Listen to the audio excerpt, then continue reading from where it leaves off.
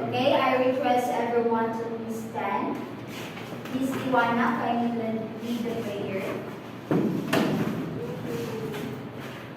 Bow down your heads and close your eyes. Let's pray.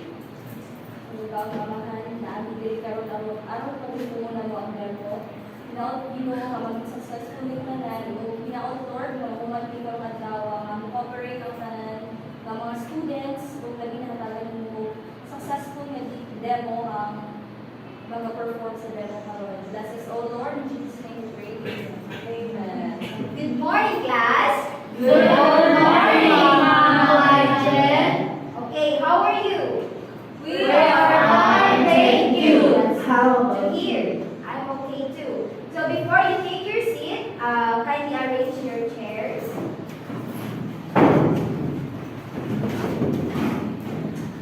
You may now sit down. Thank you, ma'am.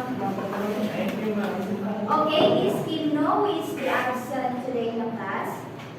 There is no absent, ma'am. Okay, that's good. So, before we start, I want you to be aware with our classroom management, classroom rules. Okay, first is avoid making noise if unnecessary. 2. Raise your right hand if you want to answer or you have clarification. And 3. Respect each other. And lastly, 4. Listen attentively. Am I clear? Yes, ma'am. Okay.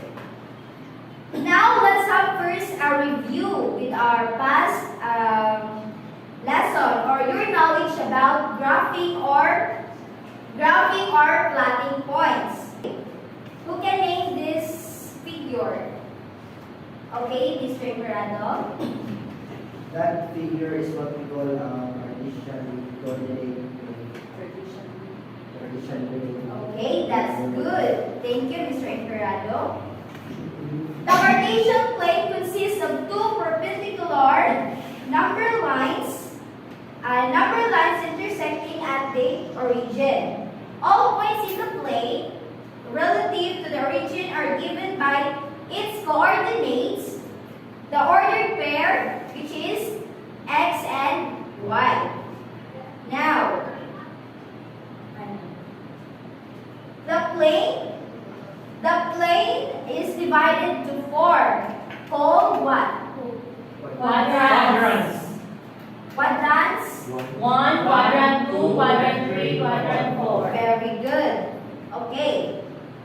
If we have an ordered pair of 4 and 3, can someone drop it in the board?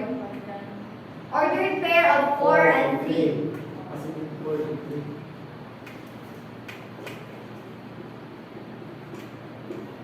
Can someone drop it in the board? Okay, Mr. Pilato.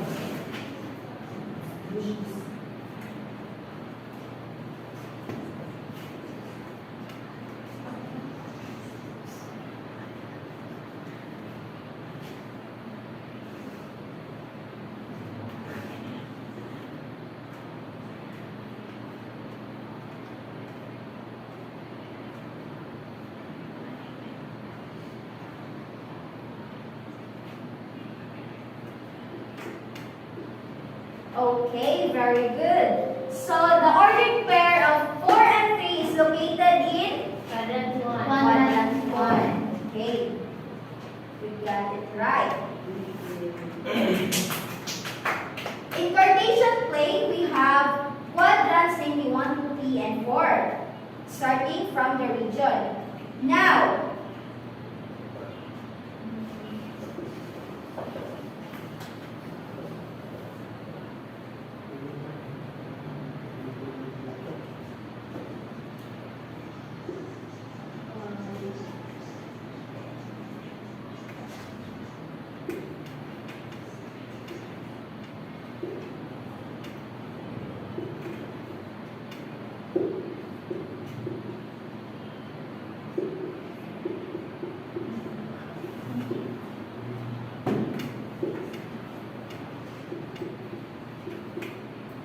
okay, we have these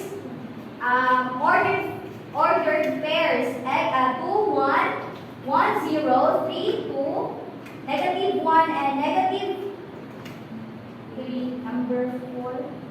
-2, -3, and -4.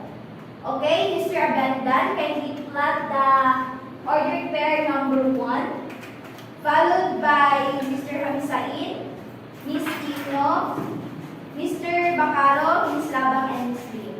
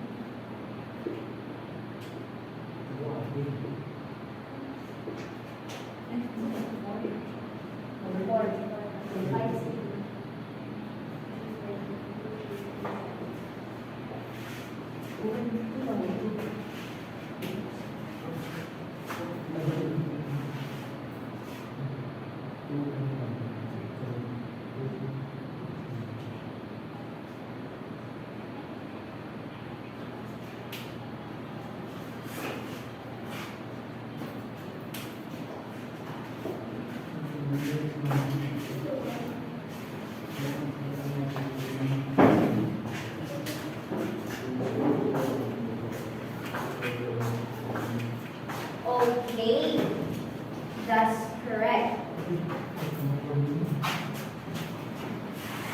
Now, give yourself a round of applause.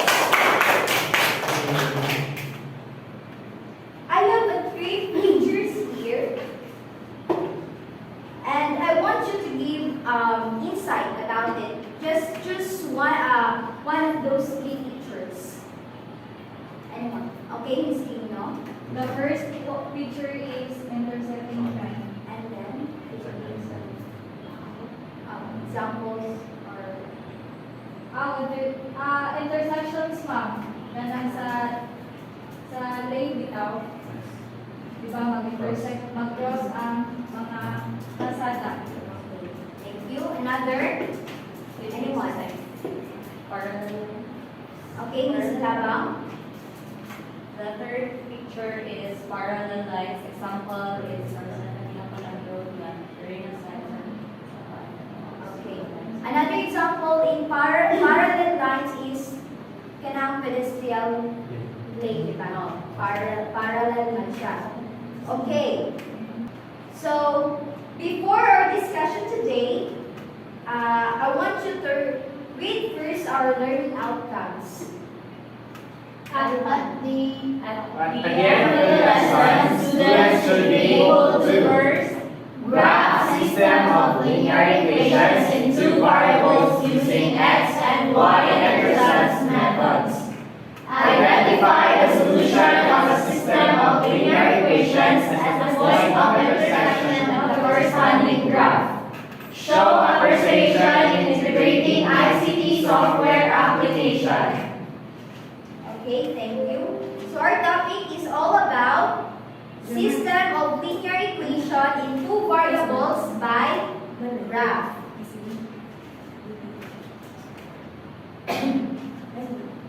Okay,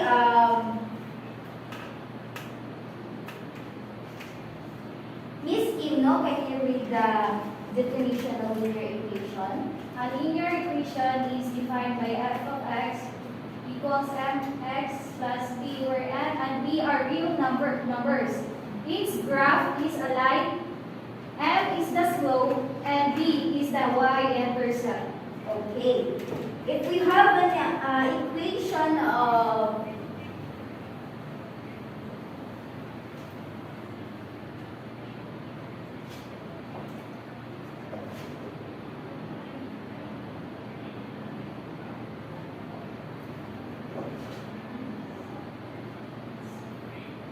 okay, this equation using the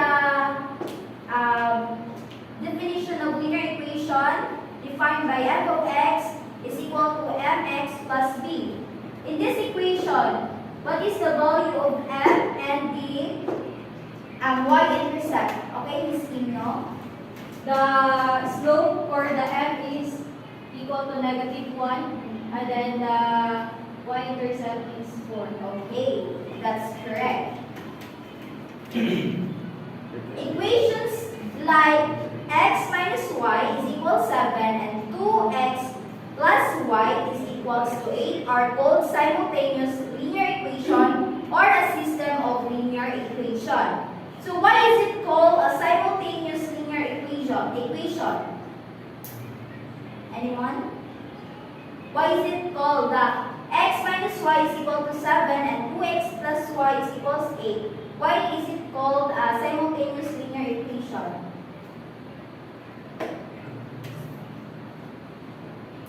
Okay, so it is called a simultaneous linear equation because the two linear equation contains the same unknown variable. So the solution of such equation is an ordered pair of numbers that satisfies both equations. Okay, Miss Joanna, can you read what is showing? Using x and y-intercept, first determine the x-intercept and the y-intercept in the two equations. Let y equal to 0 to get the x-intercept and x equal to 0 to get the y-intercept. Then graph the equations using the x-intercept and y-intercept in one rectangular coordinate plane. Okay, thank you, Miss Joanna. Now we have this example. Why is it we are an x-intercept in the equation of 2x plus y is equals negative 4. The x-intercept is negative 2 and 0, and then in the y-intercept is we have 0 and negative 4. Okay, Miss Tino? To get the x-intercept, ma'am, so we let y is equal to 0. So we substitute the diet ma'am sa equation. Okay, so this is how it looks. So 2x plus y equals to negative 4. Okay, so to get the x-intercept, let y equals to 0. So let's just put the value of y. So 2x plus 0 is equals to negative 4. 2x is equal to negative 4. 2. So x is negative 4. So the value of x is 2. Sorry. 2. So the value of x is negative 2 and the value of our y is 0. And then to get the y-intercept is we're going to let x is equals to 0. The same process. So 2 times 0, that is y, negative 4. So 0 plus y. So y is equals to negative 4. So the value of our x is 0. And the y is negative 4. So that is why the answer there is negative 2, 0, and negative 4.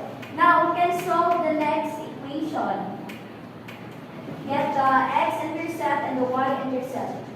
Okay, Miss Tino?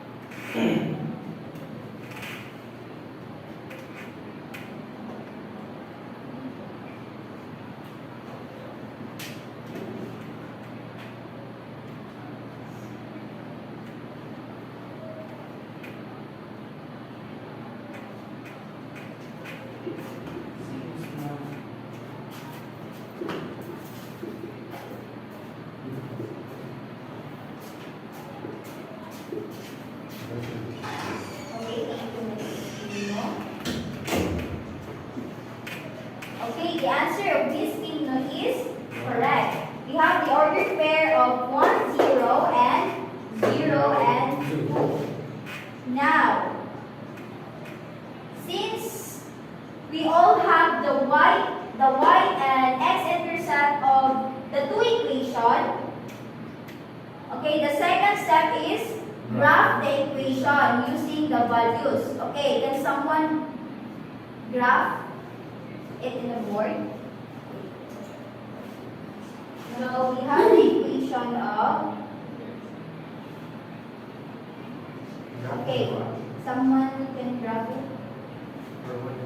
Okay, Miss Ivana.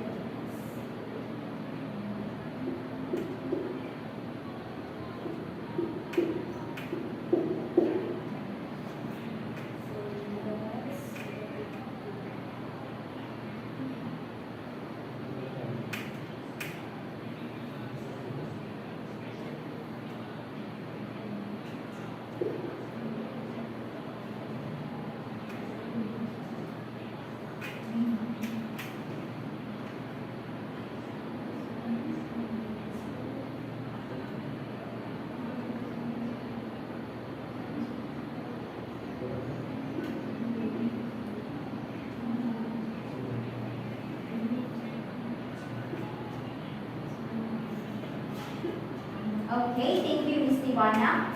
So, this is how it looks when we graph the two equations. So, this is the equation 2x plus y is equals -4, and this one is the 2x plus y is equals to 2. Okay. Now,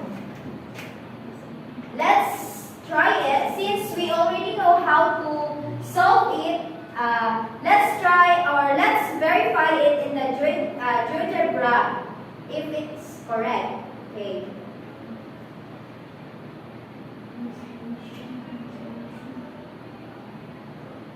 So in GeoGebra, let's just put the equation. So the first equation is 2x plus y equals 4. Equals negative 4. So that is the first equation. And then the second equation is 2x plus y equals 2. Okay. So inganaw ni mo paggamit ang GeoGebra. We can also see the special points. So ingana siya paggamit ang GeoGebra. You just simply put the given equation. Okay. Going back to the lesson. So, a system of linear equation has, letter A, only one solution if their graphs intersect at only one point. B, no solution if their graphs do not intersect. Infinitely many solutions if their graphs coincide. So, muna ang mga graph na nasa sa ubos. So, from this example, asa siya nag-satisfy sa kuan? B. No solution. No solution. Why is it no solution? Because It no cannot intersect. intersect. Okay, very good. Now, let's have the three kinds of system of linear equation. So, first is the system of consistent and dependent equation. Okay, Mr. Bacaro, can you read what is number 1? Number 1. System of consistent and dependent equations. This system of linear equation has infinitely many solutions. The slopes of the lines defined by the equations are equal. Their y-intercept are also equal. Their graphs coincide. Okay, thank you, Mr. Bacaro. In your GeoGebra, input this equation. So this is the x-intercept and the y-intercept. So the graph will be like this, coincide. So at one point lang siya. The second system of linear equation is system of consistent and independent equation. So this system of linear equation has exactly one solution. The slope of the lines defined but not equal, and then the graphs of the two equations intersect at a point. Okay, can someone solve this equation and draw a graph? Or let's just use the GeoGebra to make it more simpler. Okay.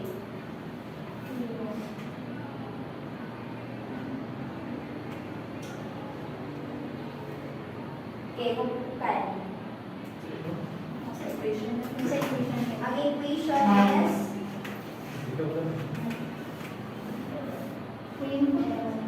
x plus 3y. Okay, just equalize it out first. 2x plus 6y equal to 1. Okay. Input. 3x plus 3y. Equalize na mo. Ang dalawa I-list lang iya ang equation na rin. Okay, who can get the y and x intercept of the two equation? Solve it here in the board.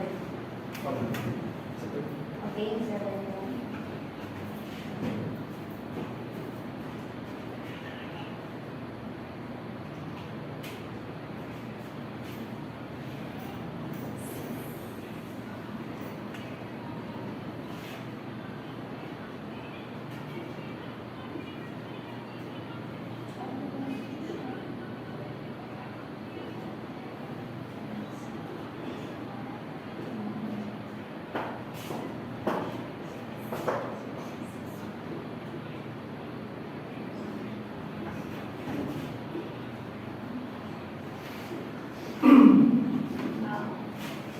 okay, thank you, Miss Lava. We will just wait for Mr. Abenda.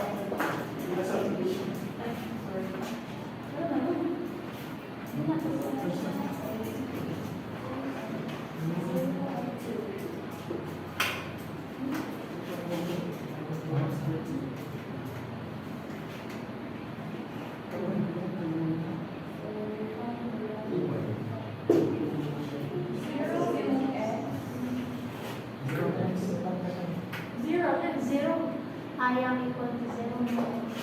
Yung pala Sa ordered pair, analysis plus si x so 0. 0 of 2. That's always equal 2 and 0. Sorry, ma'am. 6 and 0. Okay. So 6 and 0. Nasa sa kuan? Sa GeoGebra? 6 and 0. How about the 0 and 2? Okay, also. Tapos siya dala. May intersection. Once Two two na. intersect Uy, siya. mukha itong isip.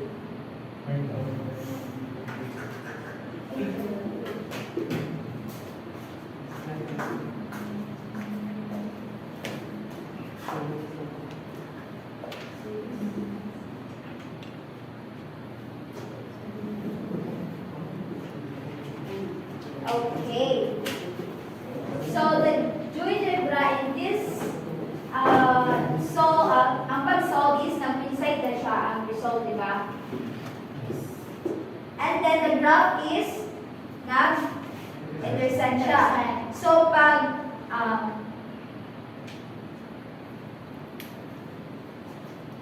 system of consistent and dependent equation, ang iyong graph is mag-intersect.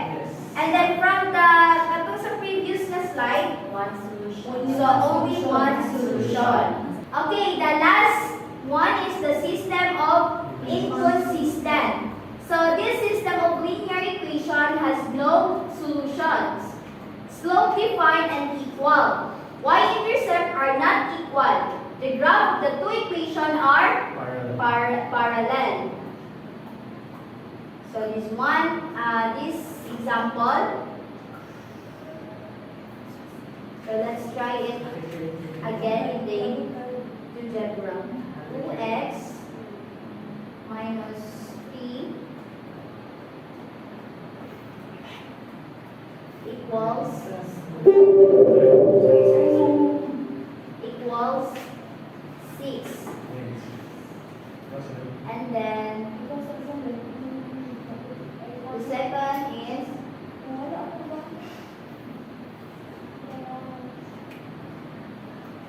2x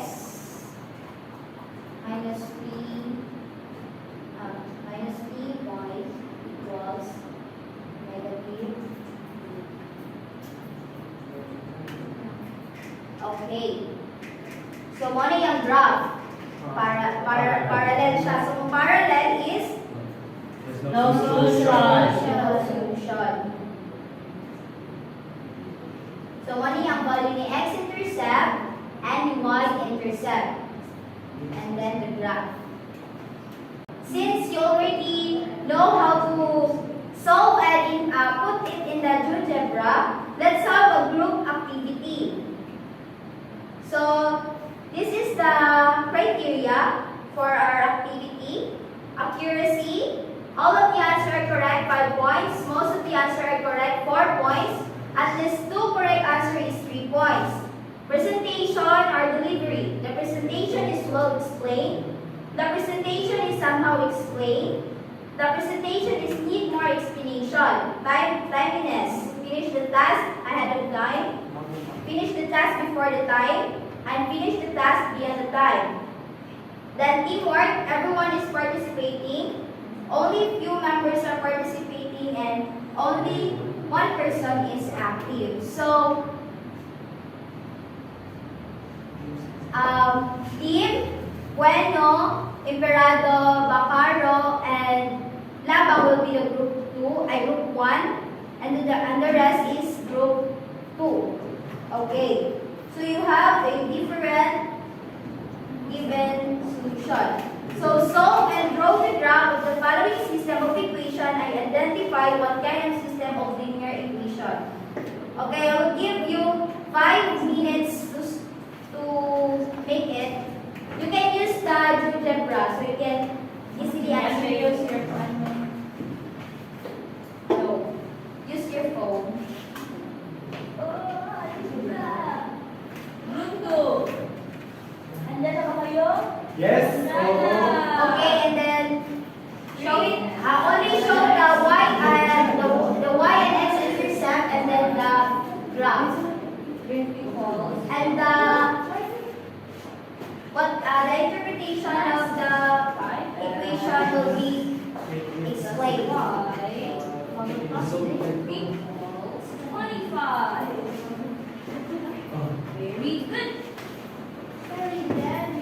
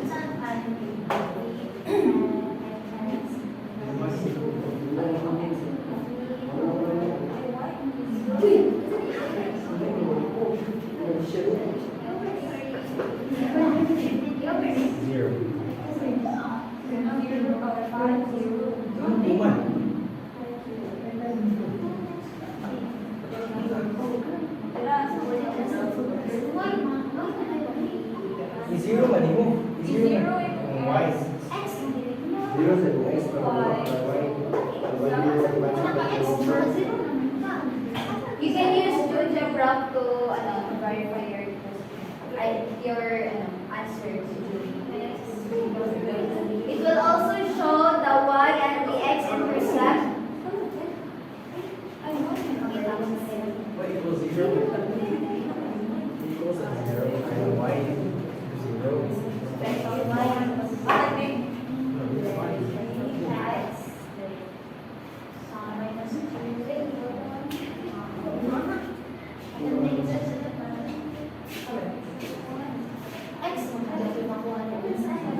What ang x yung dito ako?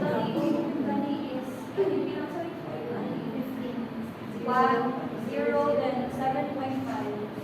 Then 7.5. 1. 0 and negative 7.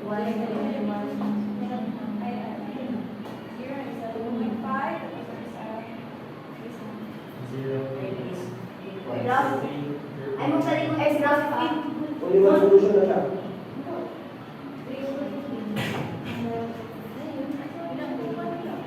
Give the system clarification. Katong consistent and independent. I-explain na natin siya.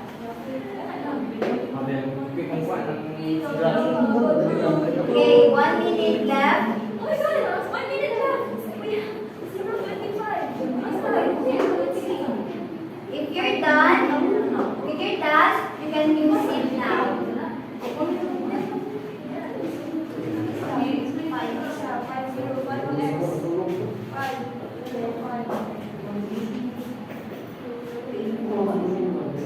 So, times 1 solution.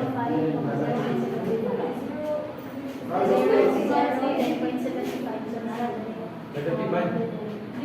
Negative. Tadi sabos na sabos. Yeah.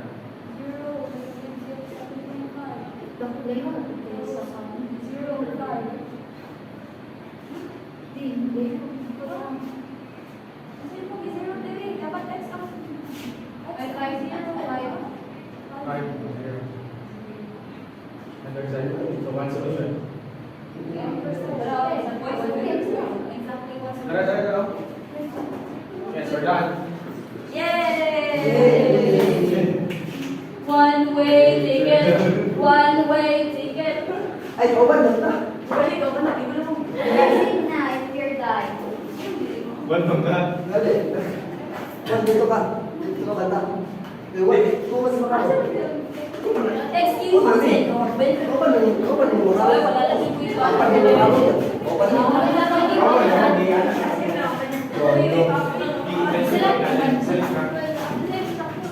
Okay, group 1, explain your work.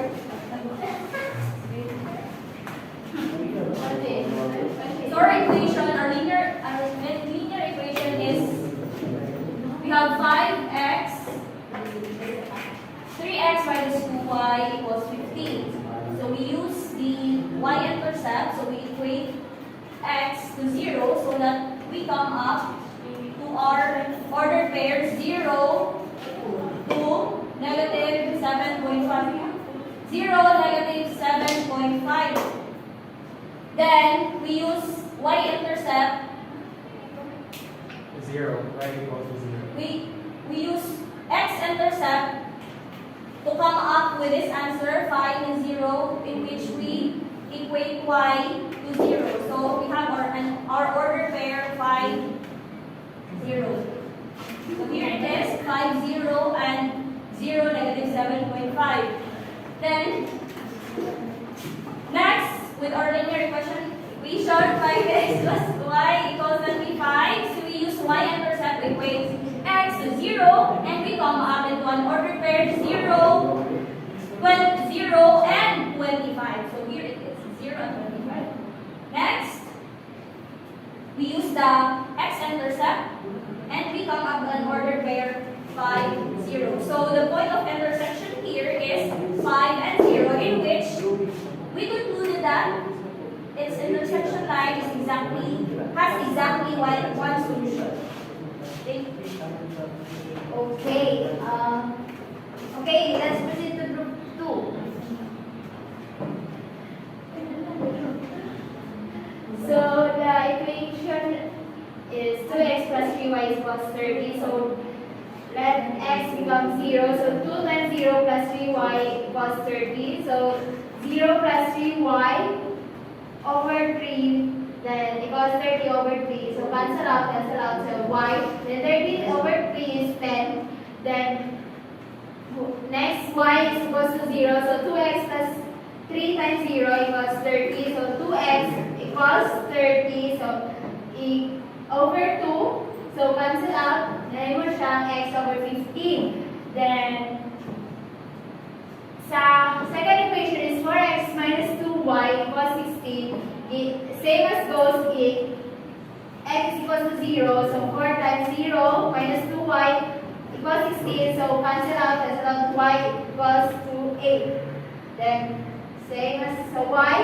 So y is equals to negative 4. But in GeoGebra, we don't understand why the GeoGebra come up with 4, 0, 0, and negative 8 when the answer manually is 10 and 15. Okay, let's try if it's okay. 0. Equation 1 is 2x plus 3y plus 3y plus x equals 15 equals 30. And then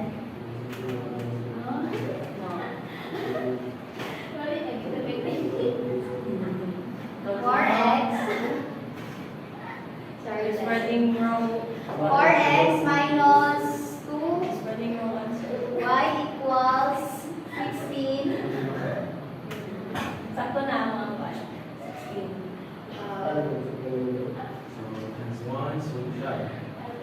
So,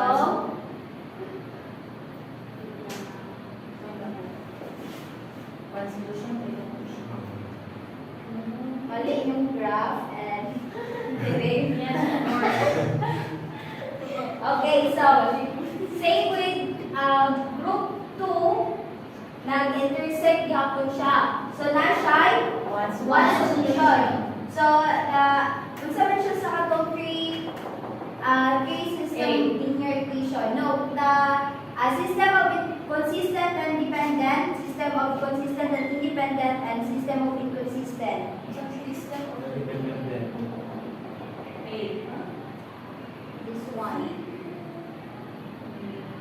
Intersect, diba? So, A.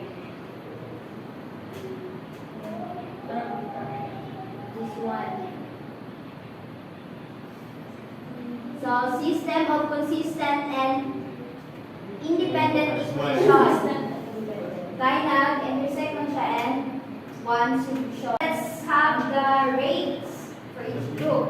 For the group 2, so sila yung una ng math. So, 5 points.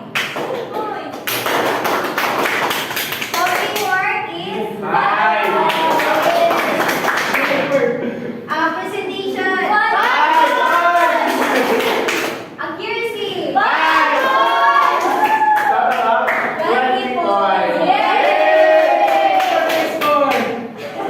Now for the group 1, teamwork is 5 points. Timeliness 5. Presentation 4. And accuracy is 4.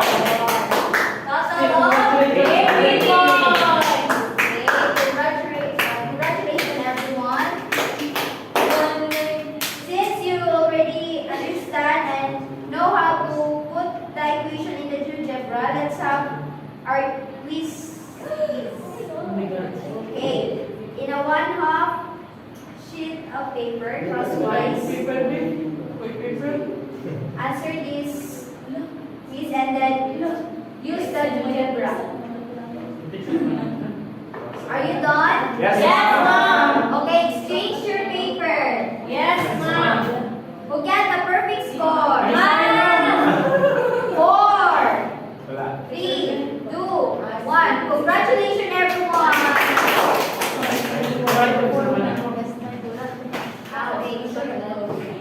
Okay. So, for your assignment, okay, Mr. Hussain, can you read? Like this situation below. Kasi I wanted to construct a rectangular garden so that its perimeter is 28 meter, then and its length is 6 times its perimeter.